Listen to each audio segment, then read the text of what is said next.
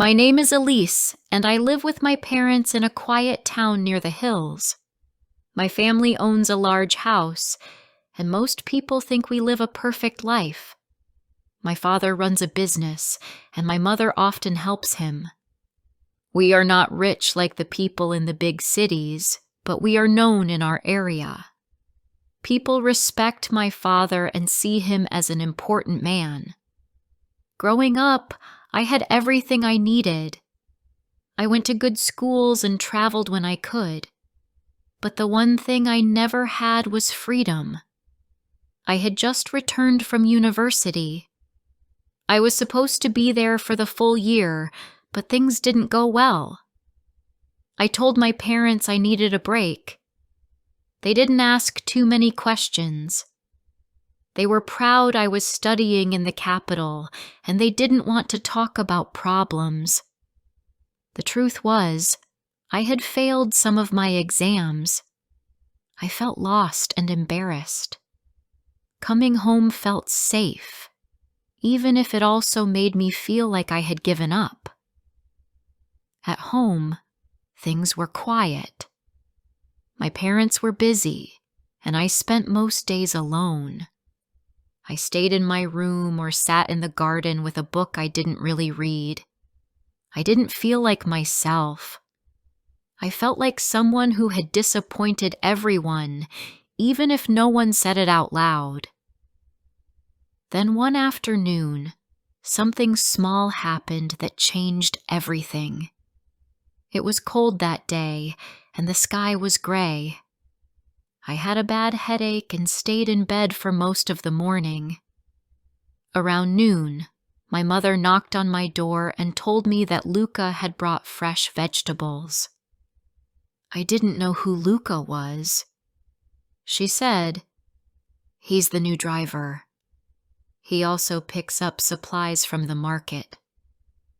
I nodded and stayed in bed. Later that evening, I went down to the kitchen to get some tea. There was a bowl on the counter. I looked inside. It was soup. Next to it, there was a small note. It said, "For Miss Elise. You looked pale today. This might help." I held the note in my hand for a long time. I wasn't used to people noticing me like that. I wasn't used to small kindness. The next day, I asked my mother about the soup. She smiled and said, "Luca makes his own food while he waits in the car. He leaves some for us sometimes." I didn't say anything else, but I remembered the note. It was not something my mother asked for. It was something he chose to do. That evening, when I walked past the driveway, I saw him sitting quietly with a book in his hand. He looked up and gave me a small nod. I smiled and kept walking. Days passed. I saw Luca a few more times. Sometimes he was in the kitchen helping with boxes. Sometimes he was outside cleaning the car. He never said much, but each time we crossed paths, he gave me a gentle smile, like he was saying hello without using words. I began to notice his calmness. He was never in a rush. He didn't try to talk too much, but he was always polite and respectful. It made me feel comfortable around him. One afternoon, I sat in the garden reading. It had rained earlier, and the grass was still wet. I saw Luca walk past with a box of tools. He paused and looked at the garden fence. One of the wooden boards had come loose. He walked over and began to fix it, even though no one had asked him to. I watched from my chair. He didn't see me at first. When he did, he looked a little shy. "Thank you," I said. It was the first time I spoke to him properly. He nodded. It was loose. Could have fallen. I smiled. You always fix things. He looked at me and then said, Some things need care, even if no one notices them. I didn't know why those words stayed in my mind, but they did. After that, I started talking to him more. Just small things. I asked him where he was from. He told me he grew up in a town 2 hours away. I asked if he had family. He said he had a younger sister he was helping through school. Each time we spoke, I felt something inside me become lighter. He didn't know anything about my failed exams or my quiet sadness. With him, I didn't feel like someone who had failed. I felt like a person again. One morning, I saw him talking to the gardener near the back wall. They were laughing. I couldn't remember the last time I laughed like that. I walked past them slowly. When he saw me, he stood straight and gave a small wave. I waved back. Later that evening, I found another note next to the soup bowl. Hope today felt a little better. Try the pumpkin one. It's my mother's recipe. I laughed quietly. Not because it was funny, but because someone had taken the time to care. It had been a long time since anyone did that. I started leaving small notes too. I didn't know what I was doing. I just knew I liked writing to him. The soup was perfect. Your mother must be proud. Or, I'm reading a book you might like. It's quiet, but deep. He never said much in return, but his notes became a little longer. Once he wrote, Thank you for the kind words. Most people don't see drivers. You do. I didn't know what to say to that. It made my heart ache in a way I didn't expect. My mother noticed that I was spending more time outside. She was happy to see me looking brighter. She didn't know why. I didn't tell her. I wasn't ready. I didn't even know what I was feeling. All I knew was that I started waiting for the quiet hum of the car in the driveway. I started listening for his steps in the kitchen. I didn't know if that meant I was falling in love, but it felt like something close. One evening, after dinner, I went outside to breathe. The stars were out and the air was cool. I stood near the gate, looking up at the sky. I didn't hear him walk up behind me. It's a clear night, he said. I turned and nodded. I haven't looked at the stars in a while. He looked. Up! Sometimes we forget what's above us. I looked at him for a long moment. Then I said softly, I'm glad you're here, Luca. He looked surprised. Thank you, Miss Elise. I shook my head. You don't have to call me that. He smiled. It's habit. But, okay. Something passed between us in that moment. A quiet truth. Neither of us said what we were really thinking, but we didn't need to. And from that moment on, things began to change. Before I share the rest of my story, I need to know, where are you listening from? Knowing someone hears me, understands me, gives me strength. After that night under the stars, something inside me felt different.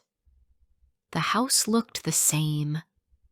The rooms, The garden, even the hallway where I always left my shoes, it was all unchanged. But the way I moved through it wasn't the same. I felt like I was waiting for something, or maybe someone. I started noticing Luca in ways I hadn't before. I noticed how he always stood with his back straight and his eyes lowered, as if showing respect without needing to be told. I noticed that he never rushed, not even when it rained or when my father shouted from the driveway for the car. He always took his time, not to be slow, but to be careful. I wondered what it would feel like to have that kind of quiet in your heart. We still didn't talk much when others were around, but I found small ways to connect. Once, I left a book on the bench in the garden with a small piece of paper tucked inside. It's slow, but lovely. Maybe you'll enjoy it. The next day, the book was gone, and in its place was an apple, bright green, the kind I liked. He didn't leave a note, but I knew it was from him. I found myself doing small things too. When I baked cookies with my mother, I saved 2 in a paper napkin and left them near the back door. The napkin was always gone by evening. It felt like a secret friendship. Or maybe it was something more, even if I didn't have the words for it yet. Then one afternoon, my cousin Ava came to visit. She was full of energy and questions.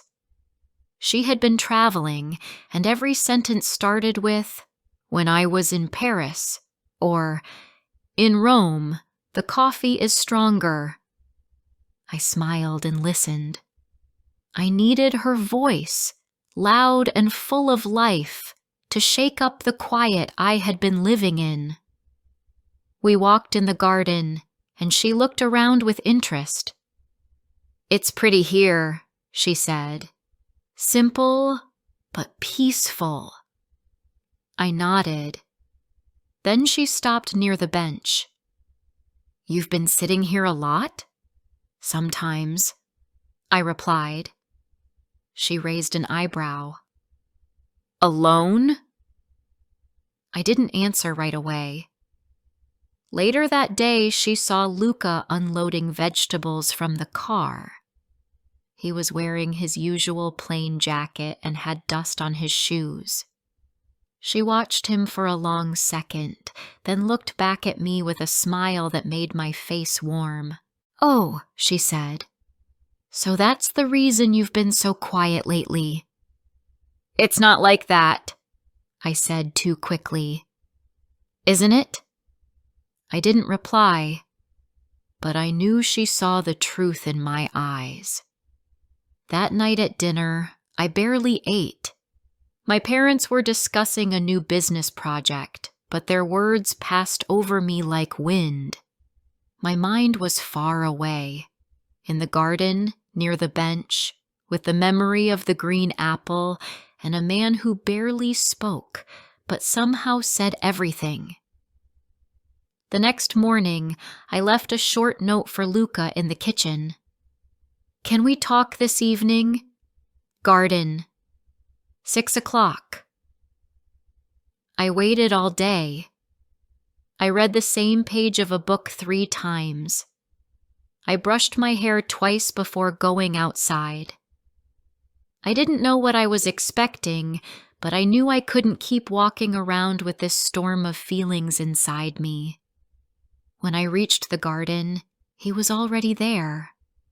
He was holding the book I'd given him before. He looked nervous.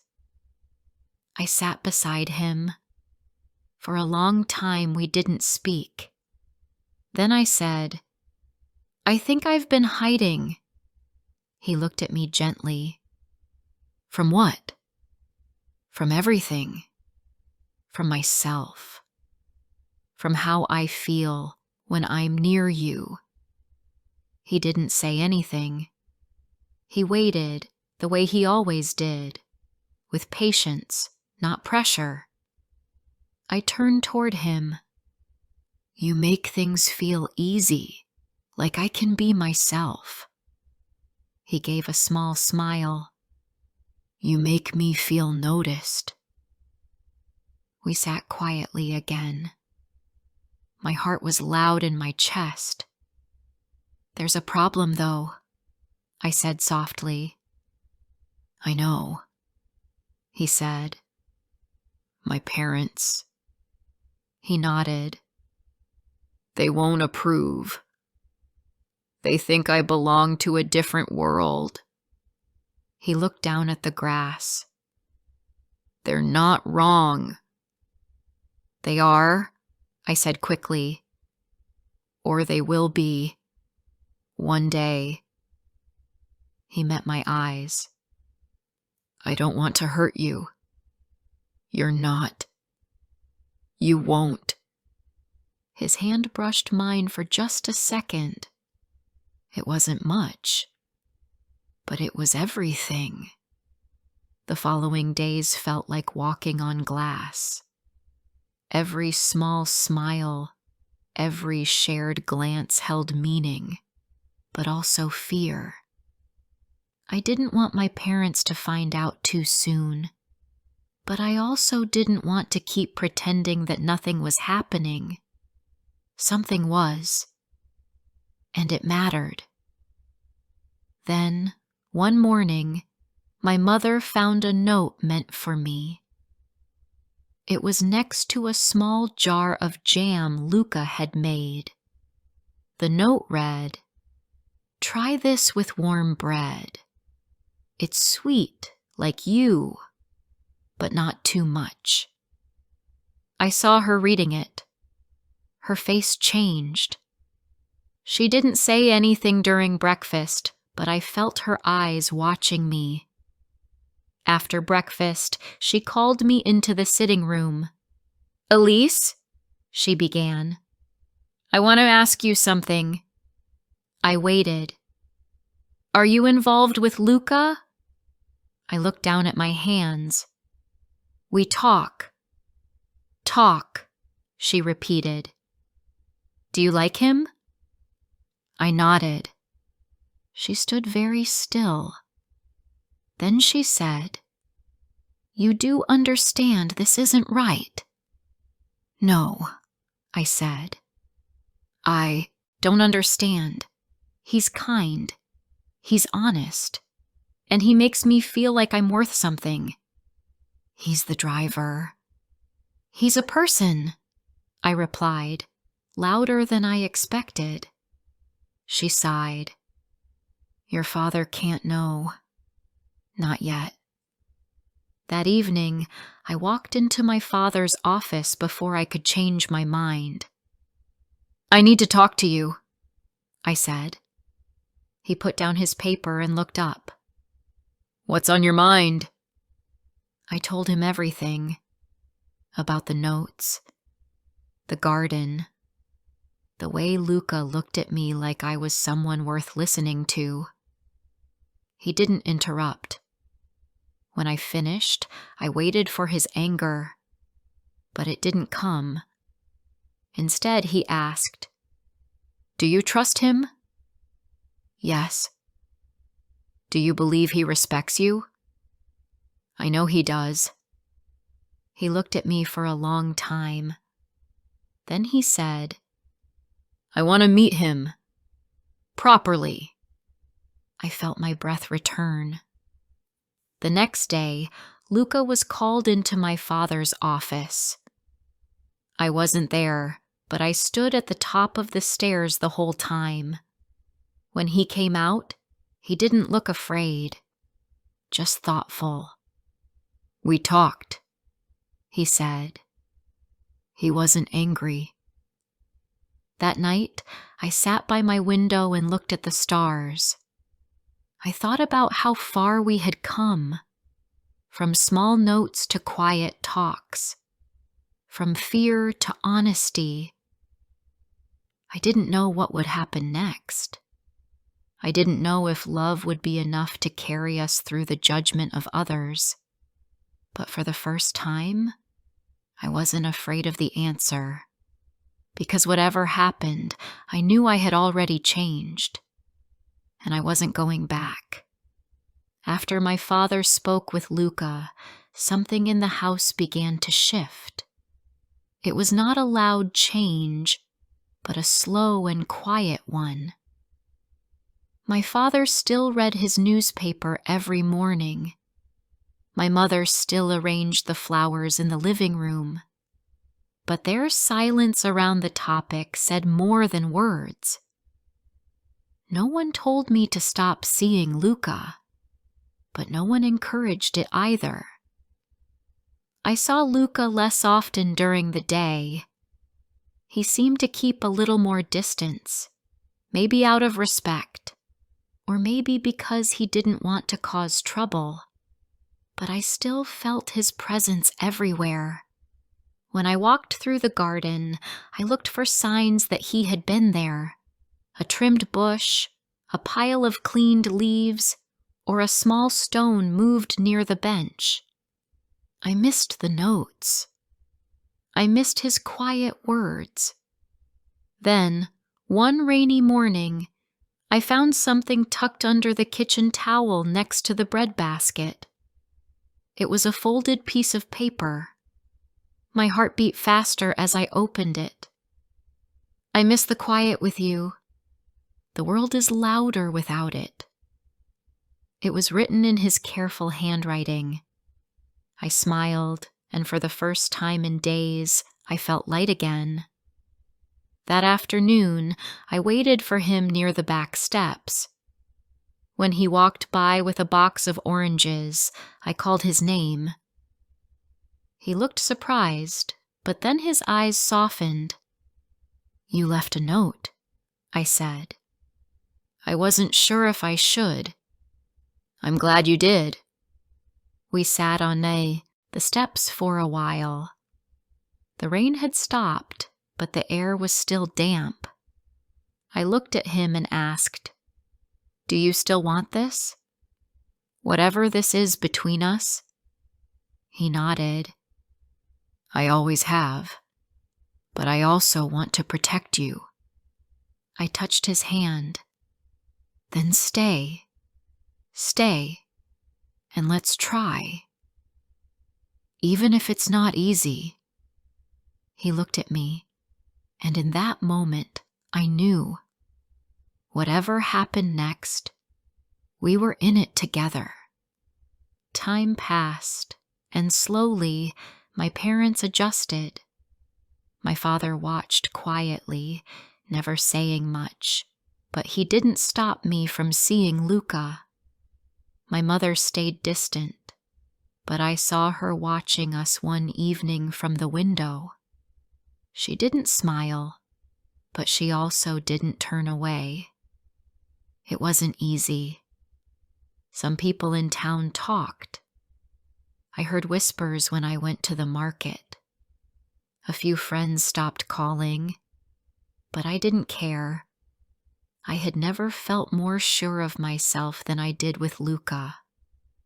He didn't try to impress me.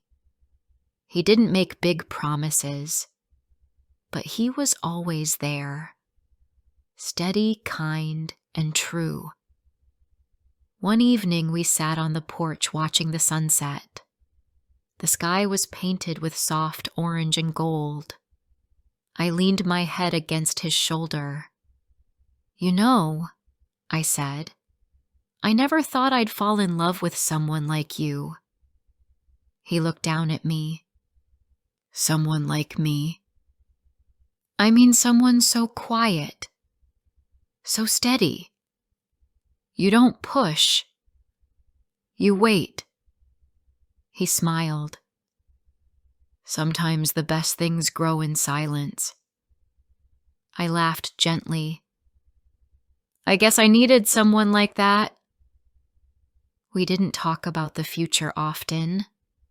It felt too big. But one evening Luca asked, "Do you ever think about leaving this town?" I thought for a moment. "I used to. I wanted to run away after my university problems. I thought leaving would fix everything. And now? Now, I think I want to stay, but only if it feels like a place where I can breathe. He nodded. Maybe we make it that kind of place.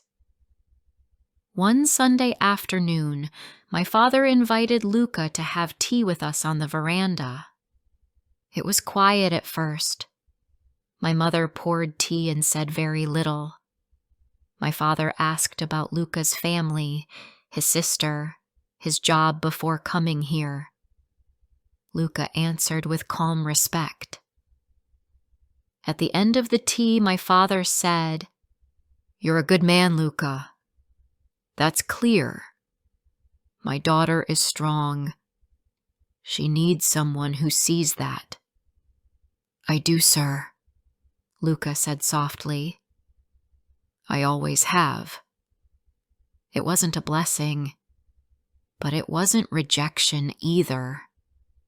It was something in between. And sometimes, that's all you can ask for. Months passed. The garden turned from green to gold as autumn arrived.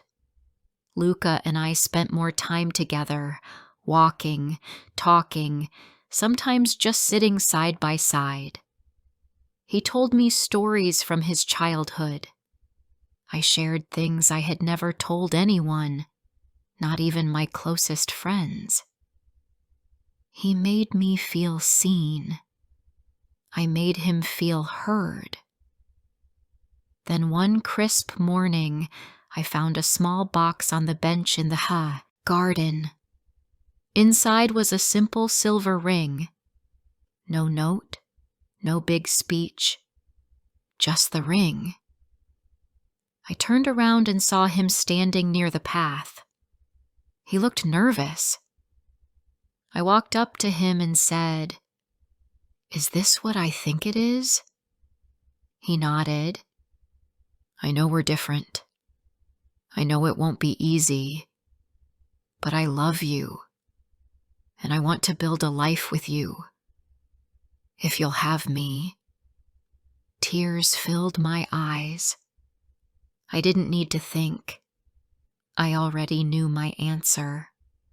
"Yes," I whispered. We didn't plan a big wedding. We didn't want one. We had a small ceremony in the garden, under the tree where we had once shared our first quiet conversation. My cousin Ava came. So did a few neighbors. My mother wore a soft blue dress and sat beside my father, who smiled more than I had ever seen him smile. After the vows, Luca held my hand and said, "You changed everything for me." I looked at him and replied, "You helped me find myself again." Years passed. We built a simple life. Luca continued to work with his hands, but now in a small business we started together. I taught English lessons to children in the village.